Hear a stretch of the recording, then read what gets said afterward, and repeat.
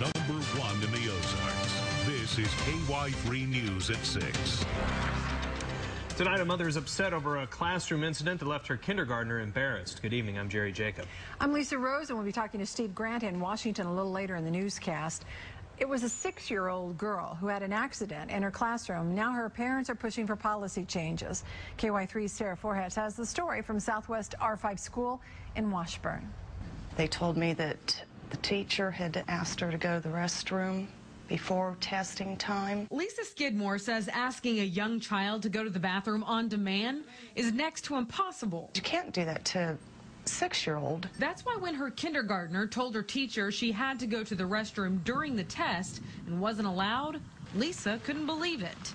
Her little girl couldn't hold it. She still had poop, diarrhea poop, coming out the back, up the front, down her legs. Skidmore says her daughter was forced to sit in the class for the remainder of test time, about 15 minutes. Then mom was called after the test, and it was another 20-minute drive to school to pick her daughter up.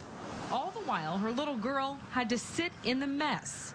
No one bothered to clean her up, though a teacher did give her a trash bag to wrap around herself. Don't even treat a dog that way. She says she's hoping policy will change and common sense will prevail. I don't want this to happen to any other kid. That's the point of it, too, you know. I don't want this ever happening. We talked to the school superintendent. He didn't want to go on camera, but Mr. Bob Walker tells us that he wishes the school would have handled it differently. He said, bottom line, we regret what happened. But he says from here on out, he has instructed all of his teachers to be more sensitive to possible situations that might come up like this one. The little girl's dad has a tough time even talking about it. If any parent sent their kids to school with crappy pants, those parents would be facing criminal charges.